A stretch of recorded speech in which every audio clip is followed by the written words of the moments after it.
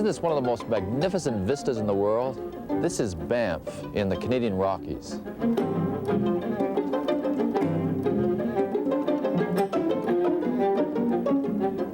Over 100 years ago, railway tycoon William Cornelius Van Horn declared in these immortal words, "If we can't export the scenery, we'll import the tourists."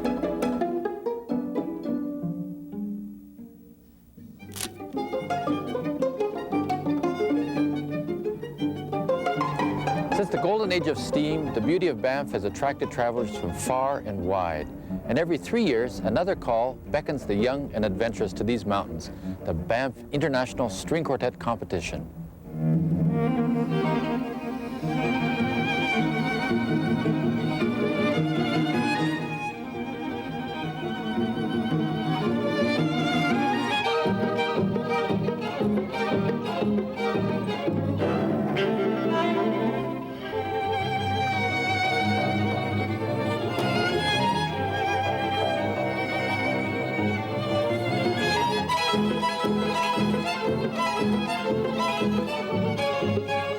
Music, mountains, magic. My name's Andrew Dawes. For many years, I was a member of the Orford String Quartet. When we started way back in 1965, there was no such thing as a chamber music competition. But today, there are 3 major contests for young string quartets. In London, England, Evian, France, and here in beautiful Banff, Canada.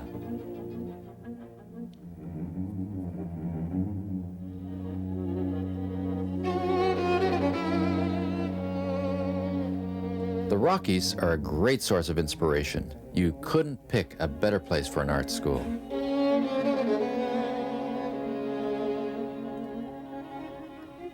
The Banff Centre welcomed its first students in 1933. Thousands of artists, musicians, and performers got their start here. I, as a young lad, came to study fiddle in the 40s. Obviously, things have changed a lot since then. To help mark the 50th anniversary of the Centre, the first international string quartet competition was born.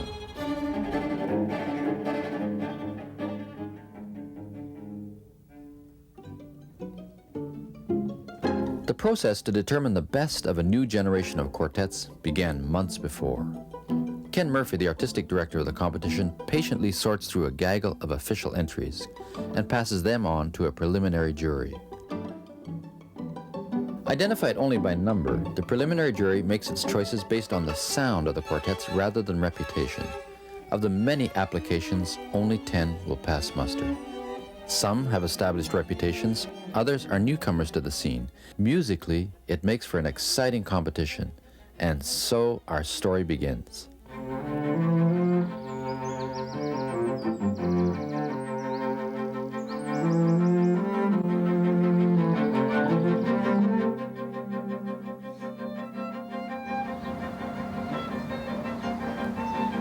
Buongiorno.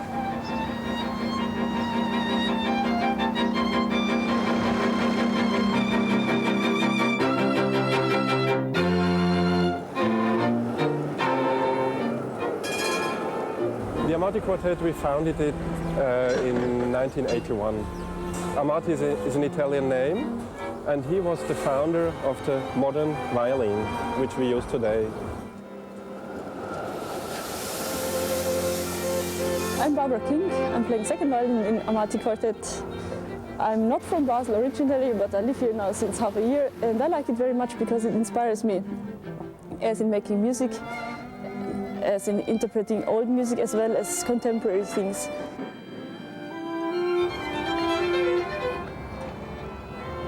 Look, we are born into this tradition, for example, and this is a gate which is over 700 years old. It's also interesting for the music because it makes us feel directly this life from the 18th century, 19th century. It's not only old buildings here, it's not an old city like it's standing on its traditions, but it's trying to combine both things, the old and the new. The fountain is a sculpture. It's a sculpture done by an artist, and his name was Jean Tinguely, and he just died in December. And he also did a sculpture in Paris, in the Opéra Bastille, new Opéra Bastille, and he did a sculpture there, and it was also in between an electric motor. And the hour he died, this electric motor stopped too. And now they left it, you know? They didn't switch it on again.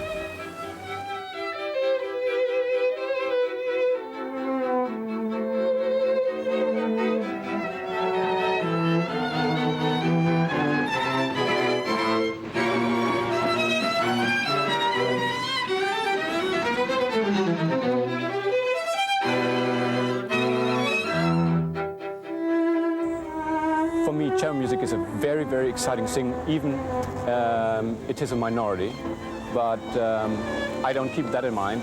For me, it's more important how you can be expressive. And I think chamber music is one of the finest possibilities to express yourself with music.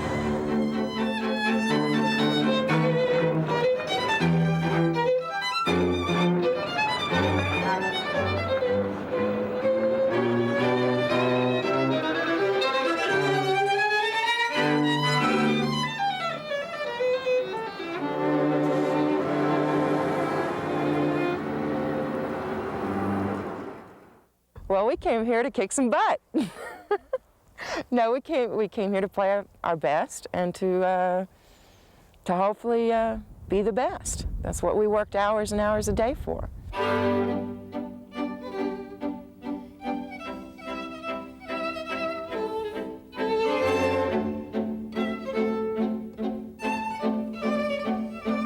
I mean, as much as you try to tell yourself it's just another concert, I think, unfortunately, the whole competitive aspect, for me anyway, really turns it into not a fun gig. There will be always comments about the fact that competitions are not really conducive to making music, and I can see that there's a point to that, because again, you're asking people to judge what's best when indeed all we're judging is what's different.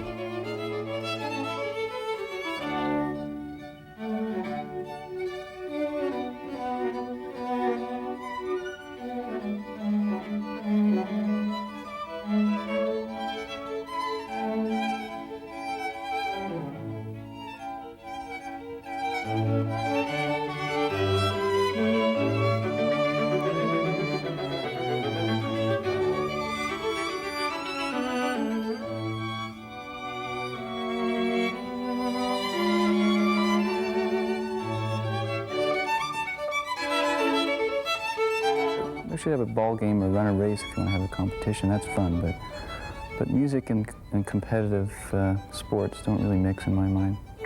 But we're here, so I'm a bit hypocritical, aren't I? But what are they competing for? Well, I'll tell you what we did, which is that we got a career out of this competition. I can't assume that they're just here just for the experience. I'm pretty sure they're here to win.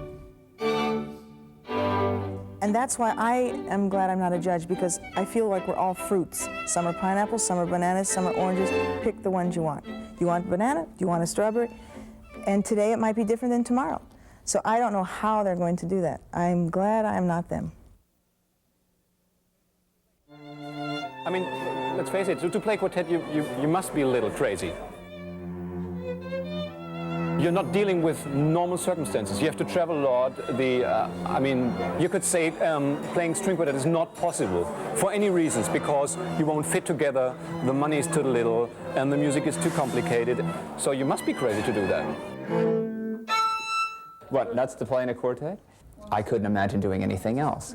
The thing I worry about is that there are so many young quartets coming up. Are they all going to make it? I'm not so sure. So maybe it takes competitions that, you know, to weed out really the top groups. But the bottom line with string quartets is really the long term.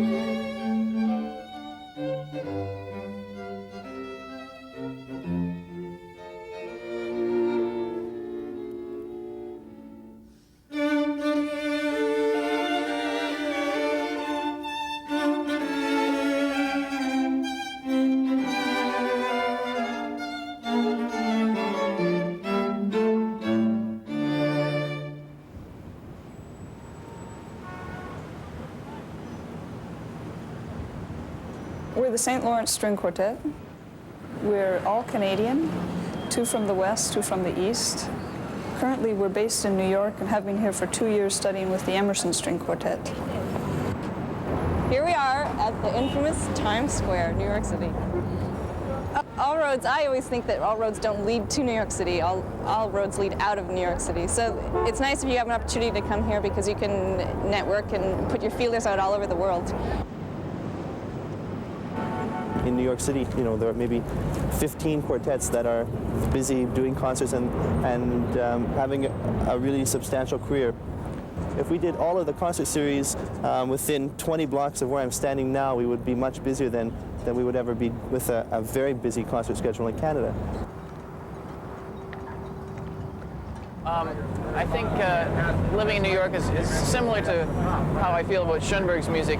You like it in spite of the 12th tone aspect of it. It's the same for New York. I think you like New York in spite of everything, not because of everything. Amazing. There's my apartment right there.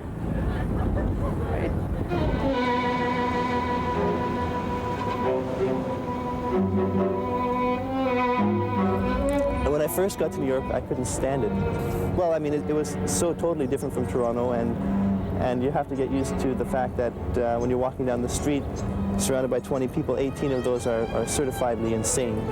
But after 2 years of living with the certifiably insane, either you become one or you just start to ignore them. I'm not sure which one of those I've adopted. I mean, New York's a strange place, but for some reason all the bad things seem to happen to Barry here. And one day I was sitting home peacefully, and Barry came running in a huff, and he said he'd just been attacked by a nut on the street. And I assumed it was, you know, some psycho guy, but we later, he's still traumatized by it. But we later found out it was a real nut. He was walking down Broadway, and for some reason his mouth was hanging open. I'm not really sure why, but we won't get into that. Something flew off a produce truck right down his throat, and he found himself choking on Broadway, lying on a park bench.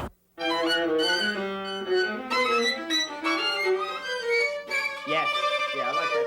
I like where that feels more. Who are you listening to for this retard? The value really of the Emerson Quartet, besides their extra musical guidance, is the fact that they can sit there as a fifth member of our quartet and sit there and pick out things that we might hear and are trying to ignore, or maybe we don't notice at all. As far as musical contribution goes, that's where they're the most helpful. Here I am outside of Lincoln Center, and it's a far cry from the Banff Center, which is about 3,000 miles away. But I wouldn't be here unless I had the expertise and training that the Banff Center has given me in the past 10 summers. And it's a great opportunity for me as a cellist to be a part of a Canadian group and to be able to go and return to Banff and perform in the competition and represent Canada.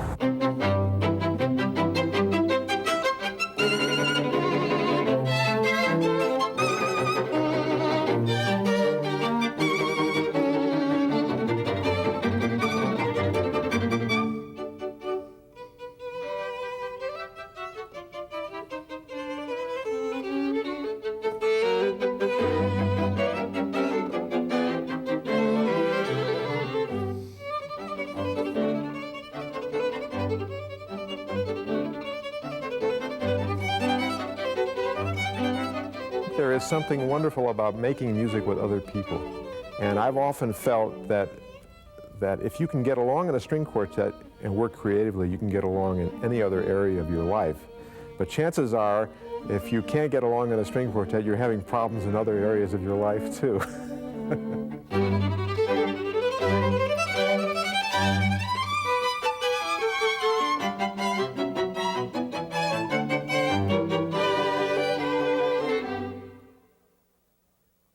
Chances are that some of the quartets you're hearing on this program are not going to be around in a few years' time. That's not because they don't play well, they're all playing extremely well. That's really just part of the battle. The difficult part in a string quartet is the fact it's so much hard work, you never earn much money, and there are always personality conflicts. Well, you want some dirt? Is that what you want? Well, a string quartet, I mean, from the outside, it looks like a fairly ideal, you know, and kind of serene partnership between four people. It's a marriage, really. I see the violist more than his wife does. I spend more time with him, but no, we're all very committed. You can learn just about everything there is to learn about human beings by playing in a string quartet, in a good ways and also in illuminating ways.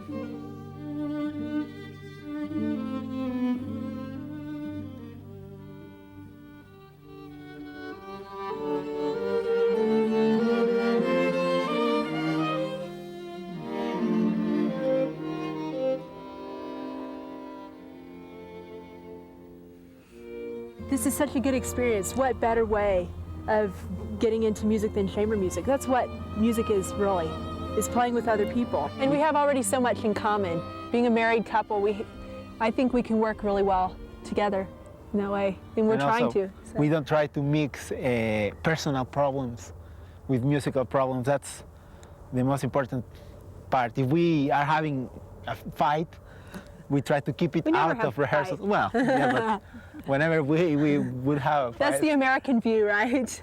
Everything's right. Yeah.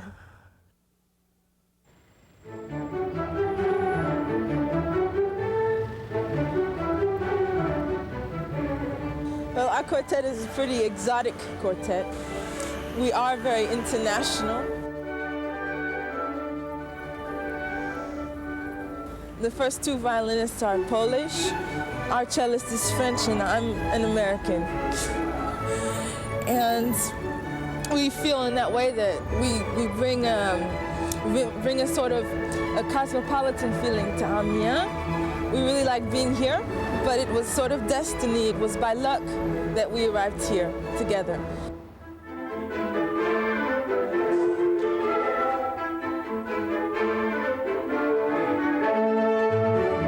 I just came here to play in an orchestra. I had no idea I was going to be playing in a string quartet. And then I found other people who love string quartet.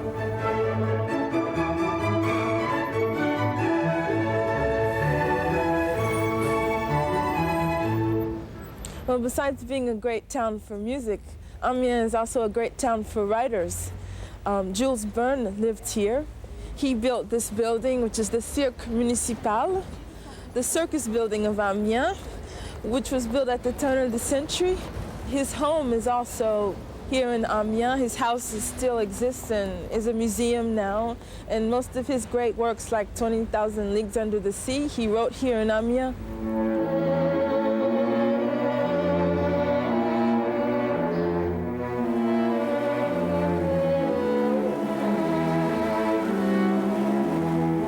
French people love Americans, and they also like dogs a lot. They like dogs so much that they bring them everywhere, to the restaurants, to the laundromat, to friends' houses. It's no problem. And the first time it really struck me was when I was in a restaurant and someone asked the waiter to bring some water for the dog. I thought that was really funny.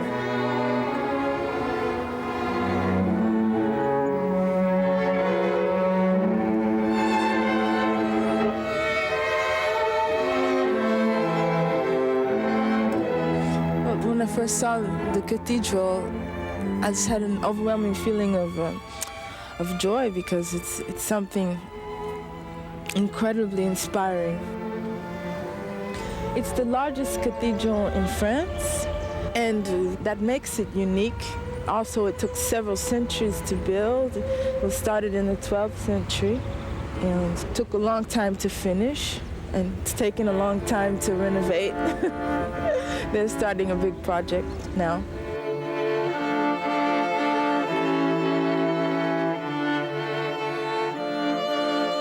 But to play music in the cathedral, you feel like it's just welcoming you.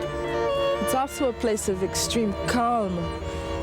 And so it's difficult to play in such a place, but then you feel like it wants to hear you play.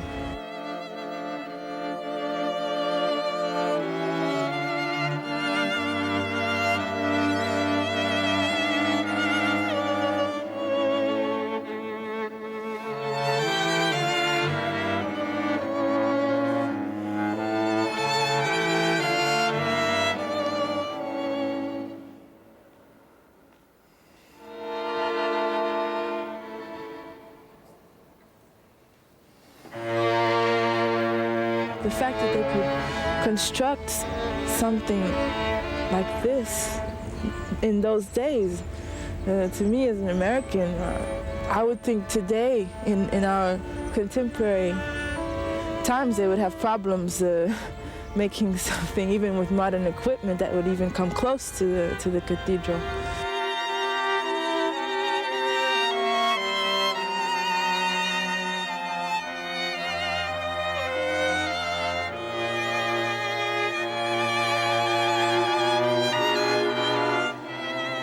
Since I can remember, I've always wanted to play chamber music, and I've been attracted especially to the string quartet music. And I feel extremely lucky to be here and to be playing with my colleagues in Quatuor Yakin because of that. And this music is something special to me. It's 4 people playing together some of the most beautiful music that's ever been written. With everybody playing at such a high level, it's very difficult determining who's better than the best. I know, I'm chairman of the jury. It's not a stress-free environment for a jury. You do worry. You worry about justifying yourself to the people that you have, if you like, dismissed out of hand. No reward, no nothing, and they've been working like dogs, probably. And I see these people, and I just feel such empathy for them because I can see them feeling exactly the same things that I felt 9 years ago, being scared and excited at the same time and really trying to project what it is that they have to say through the music.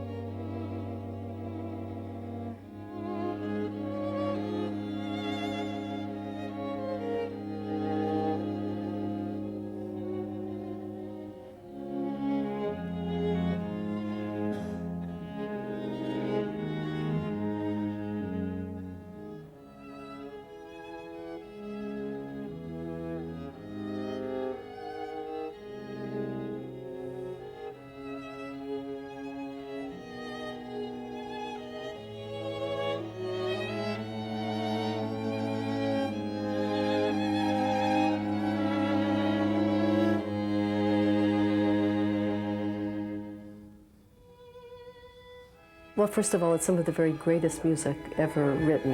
And I think people in this age need something really beautiful to settle back into, and something that's not so incredibly mechanized as the way our world is and just the speed that our world is progressing. And I think in terms of the setting of a concert hall, it's really like a church in a way, a modern style church, because a lot of people who go there for the peace and quiet of just listening to music just for its own sake.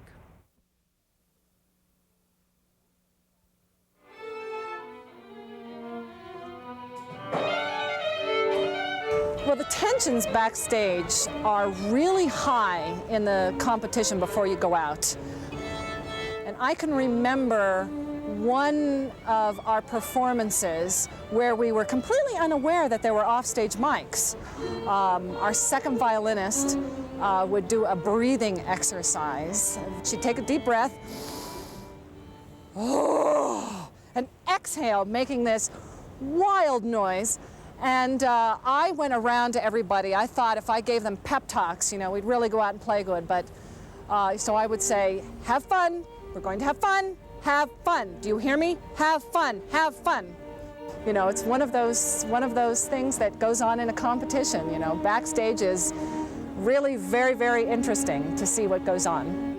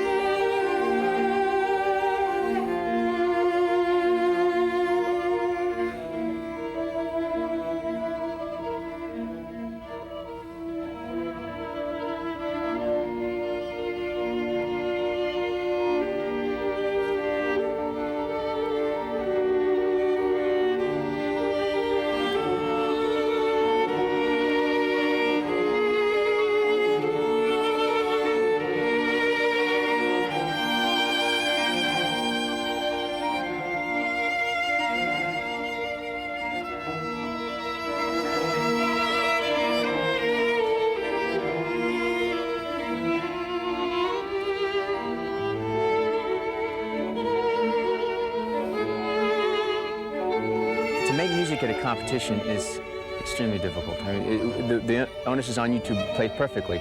And when you're worried about playing perfectly, you're not worried about making a phrase. You're worrying about not messing up.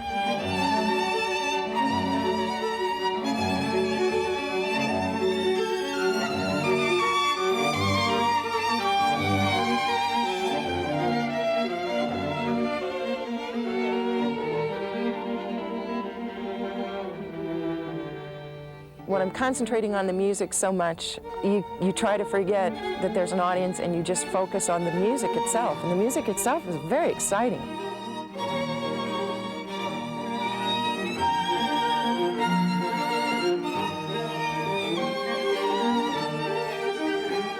Taking part in the competition, you have to know it's a lottery. There is a jury of whatever, 7, 8, sometimes even more members, and you can't please them all.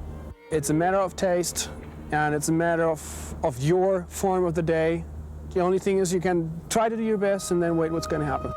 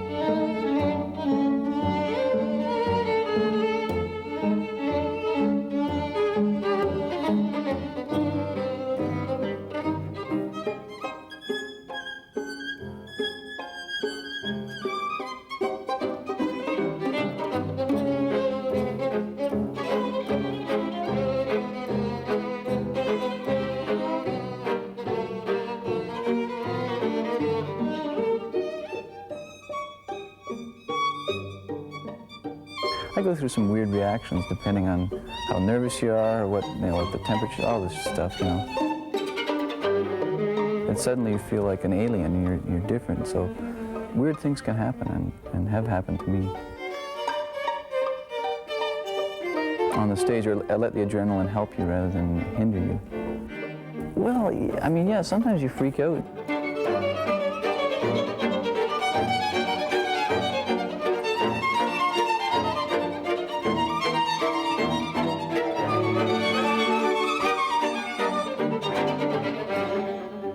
Well, the first few notes really set you off in a direction. I think it's much easier to keep it going well than to sort of dig yourself out of a hole.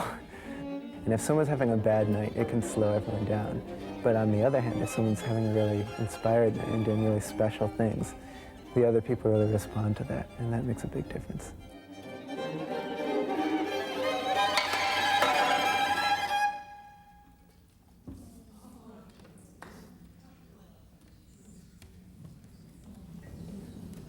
There's funny things going on in competitions as well. You just knew it was going to happen there, too.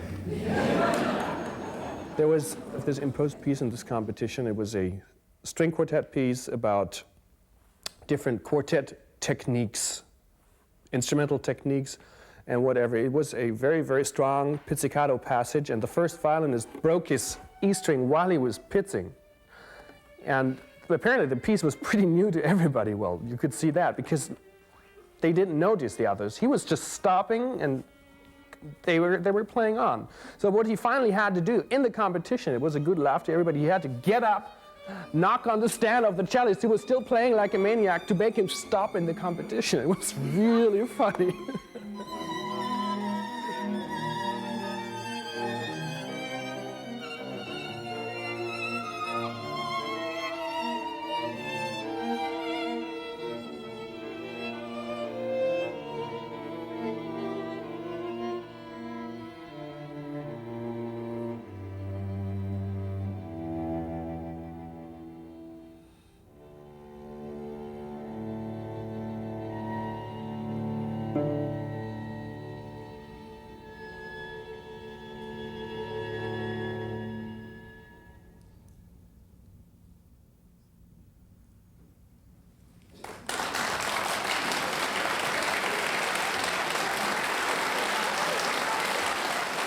We've had 4 days of bliss listening to all these wonderful quartets, and now we have to make the fateful decision that some are further along than others.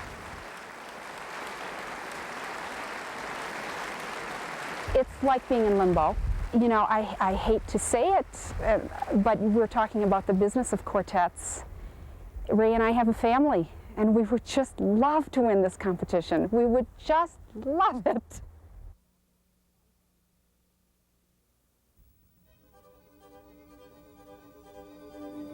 With the first round complete, the quartets wait to see how the jury rated their efforts. The results posted on the campus electronic bulletin board. That is the absolutely worst part of the competition. Having to just sit there and watch your fate appear on a television screen, that part of it's always totally nerve-wracking. And I didn't look. I went and practiced. And I let one of the other members come and tell me. Oh, come on, spell it right. I didn't want to be there to find out if the news was bad.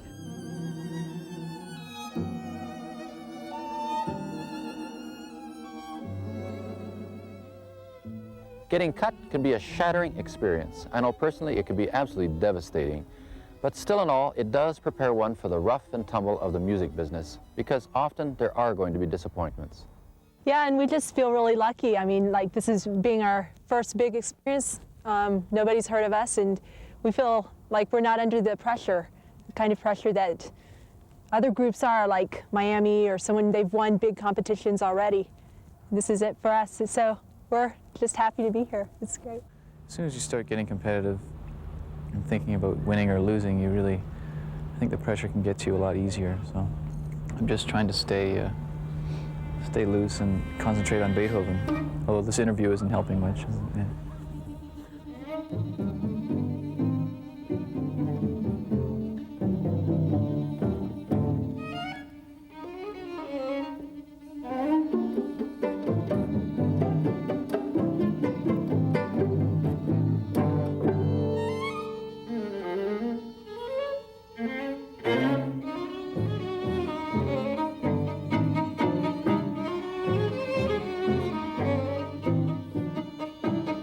Recently I've been sort of swimming for my life, so it's been touch and go, a combination of weather problems with the axe and more nerves than I had expected.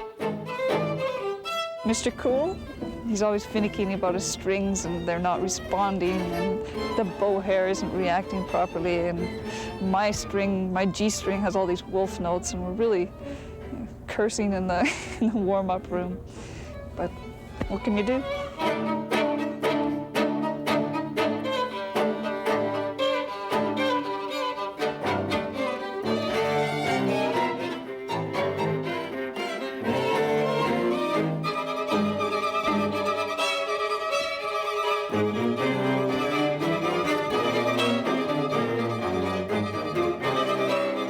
I must admit there are pressure situations. I got stomach problems early in the week. I don't know whether they came from the competition. I've done several competitions before. I never had it before. Maybe it was something in the food, but I took the Maalox, actually. It's important to unwind, blow off some steam during a competition. The Canadian Rockies has its charms and its buffalo. Yeah, I've never seen something like that before. You call them bisons? There's plain bison and wood bison. Yeah. And the wood bison are on the threatened, endangered species list. I see. But they are wild, or not really. Yeah. They're not tame or anything, but they're not trained. You know, They wouldn't let you milk them. No. For sure not. We feed them all the time, so used to feed them. Well, I think doing a competition is much easier than fighting against these guys here. Oh, I just want to say, well, on lunch break, this is the rest of my quartet. They're grazing, and I'm the one who can speak, so they've asked me to talk today. But they're cute. They're cute. They have the looks, and I have the verbal skills. Well, even though, you don't know if you're going to be one of the prize winners, to me it comes back to just, of course, being in the mountains and to take with me this experience of meeting the other quartets. You imagine what it's like to win, but you don't, like, say, I know I'm going to win. I mean, it's not worth it, because playing well is what's real important to us.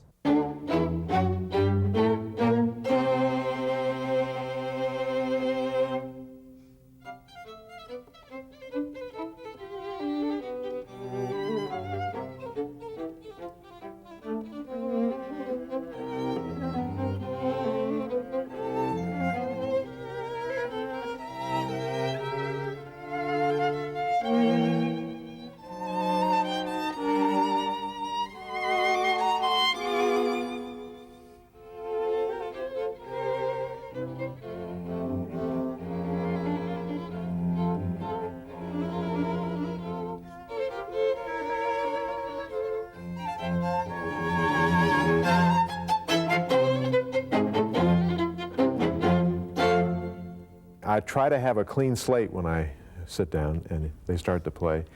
What I'm listening for is whether the group has a profile, whether they're not just four good players playing together, but that they have come up with a point of view about the music that's uniform.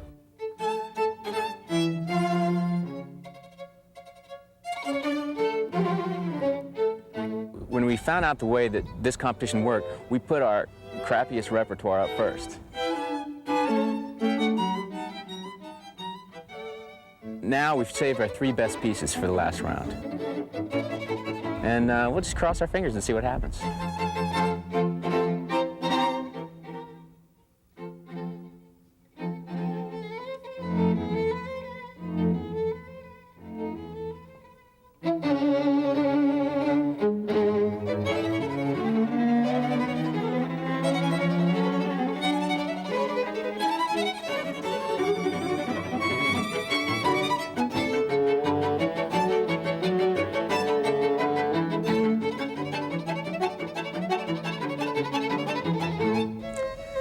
Well, you try not to think about it, but there's a constant ball in your stomach all the way through.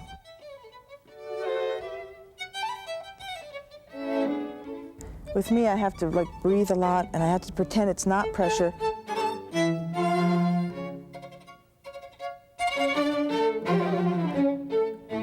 There's quite a bit of pressure because you just want to play your best. You know, I don't think we're here to win, because you don't know.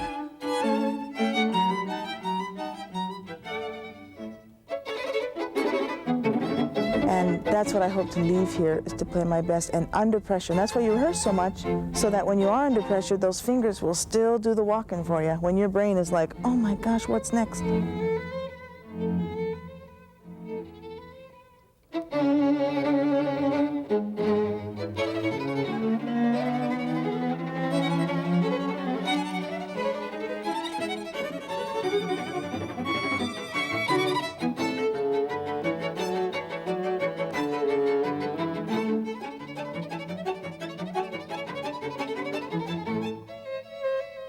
What's at stake? You mean if we don't win? If we don't win, it's just going to be hard.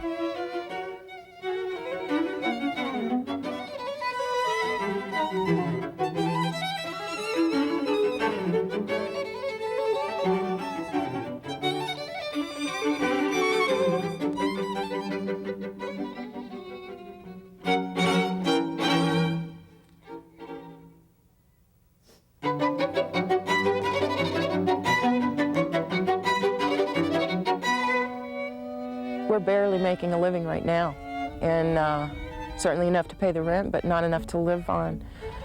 We don't have time to spend money right now, so it's not like I miss it. But eventually I would like very much to have more of a normal life.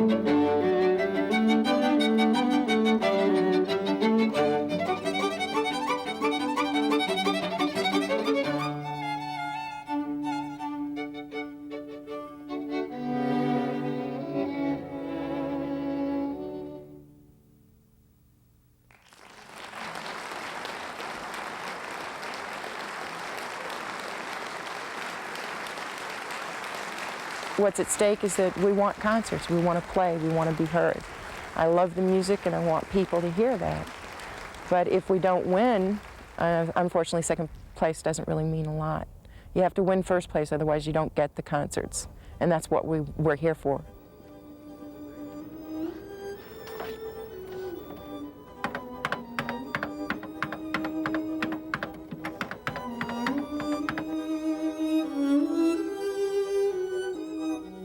It's scary because we've done our best here. And to do your best and still not have it be good enough is the biggest scare of all. You know, it's impossible to be completely happy when people that you've become friends with over the last several days, you know that at the same time that you're excited to make it to the next round, these people are going through various degrees of devastation, that they're not in the final round. And you know that had it been another set of jurors, it might very well be you that is not in the final round. Basically, what the job of the jury is to try and codify what it is that represents excellence in playing, and that's basically what it's about, is trying to determine what is excellence. Yeah, everybody's got a good one.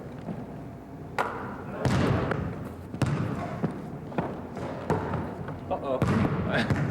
Actually, you know, when we shoot around the night before a performance, it becomes very superstitious. So, for example, I stand here and I say, okay, if I make it from here, I will have no mistakes in the bar talk. Oh, but you already played the bar talk anyway. That's right. So good thing I already played the bar talk because I just missed that.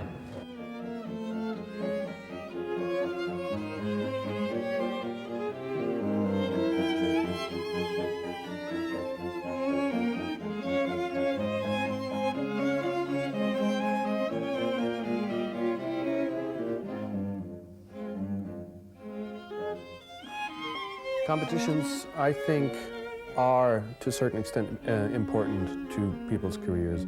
You don't necessarily need to win first prize, but you have to show what you can.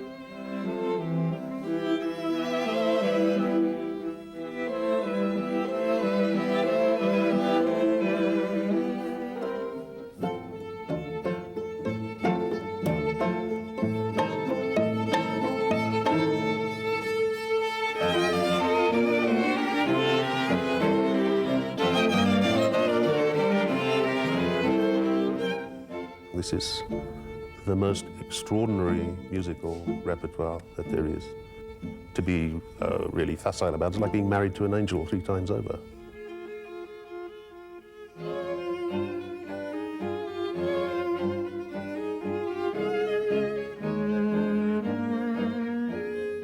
Well, at this point, we're kind of, when we get to the final 4, we're not listening just for the finals. We're listening for the whole week, the ones that have played now. It will have been 5 times in the week, and I think who will give the best overall impression will be the one that will win.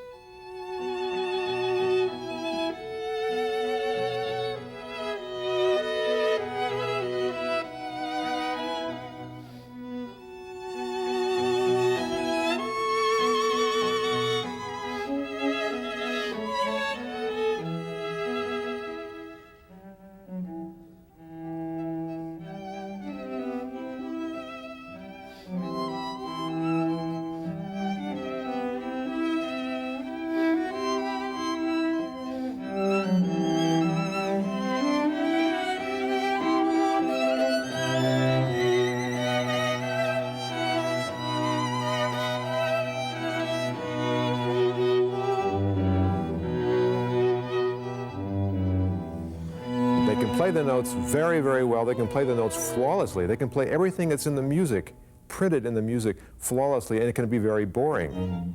And yet, some groups have the capacity to take the music and make it their own.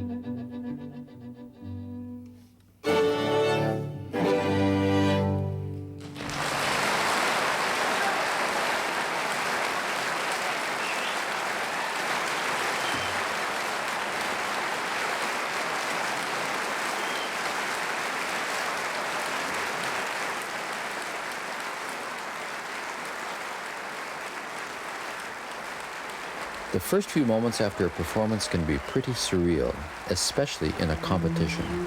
You don't know what to think. You're not sure if your best is good enough. Only one thing is for certain. You're very, very tired.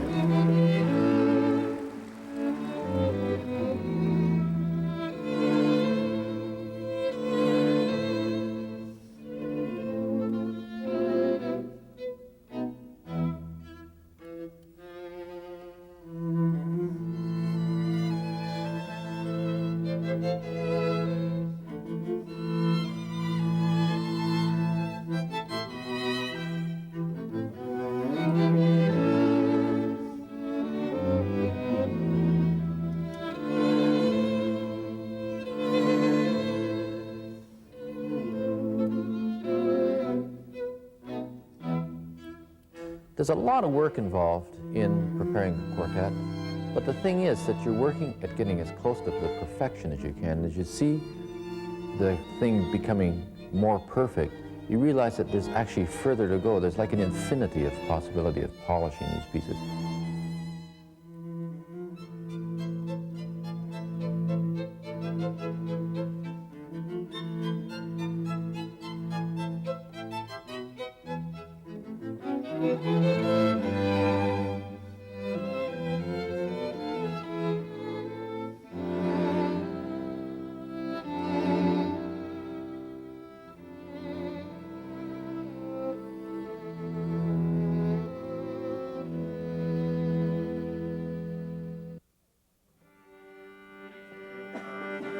Well, there's different mindsets that you're in when you play, and there's like the unconscious where you just play and you just try not to think about it and just do the best that you can, and the conscious where you're actually thinking that's an A and then a D, then a first finger, and then I move this arm here. And I think it's dangerous ever to click into the conscious. Among the most challenging works in the repertoire, What's your bows? the late quartets of Beethoven have no equal. And in particular, there's the Opus 131. It's a very difficult piece to play, and especially so in competition. It's played without break. It's not unlike flying. You take off, and 40 minutes later, you land. But you can't stop, and if you stall or anything happens, actually you could crash. So have a good flight.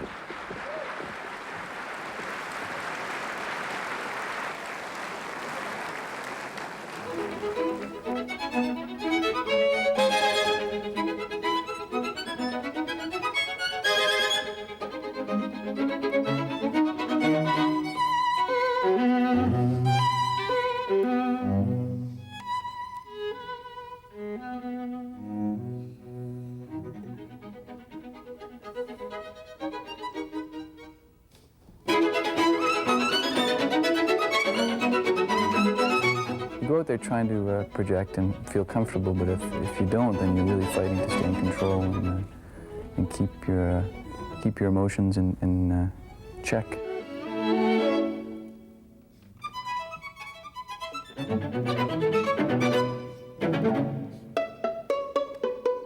I was holding my breath because the scherzando movement is really hard. And when they got through the last little section of that, I said, great, they're home free.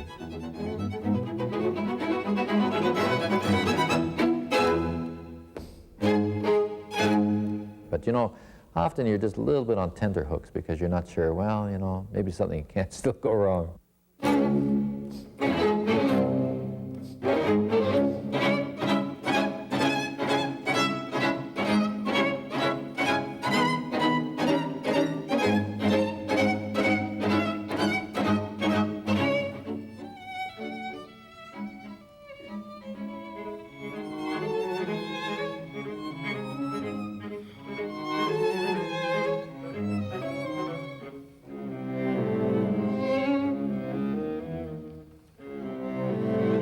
I always find I'm playing and my mind always starts to work faster than I'm used to. So you'll be thinking about the weather and all this shit, and you have to hit yourself on the head and say, I should be really concentrating here and playing some right notes.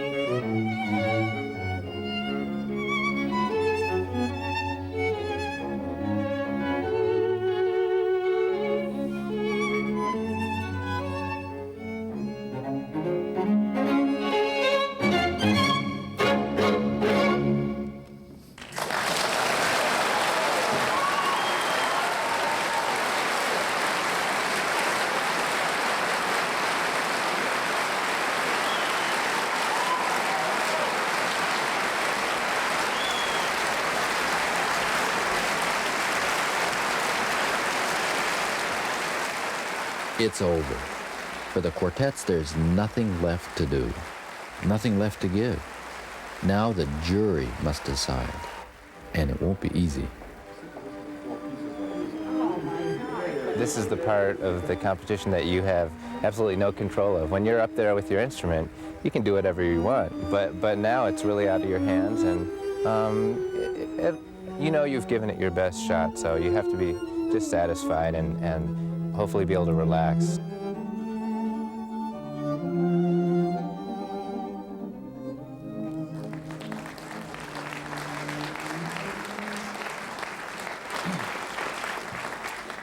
Well, I'd like to say at first that I was really honored to have been asked to be the chairman of this year's jury. So the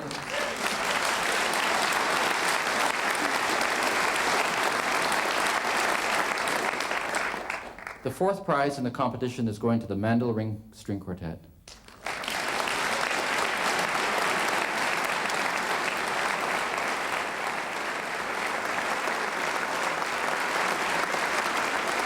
The third prize is going to the Amati String Quartet.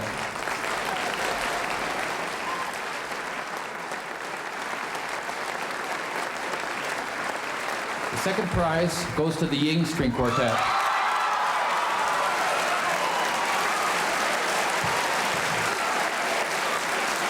And the first prize to the St. Lawrence Quartet.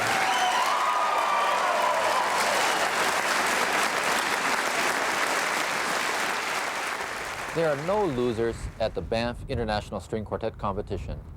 It's like when you climb to the top of a mountain, you look around, and you see there's simply other mountains to climb.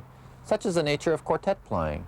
It's an immensely satisfying way to go, and in the 26 years that I played with the Orford String Quartet, I feel I lived like a king. And when the playing is great, it's probably as close to ecstasy as one can get. Music, mountains, and magic. I'm Andrew Dawes.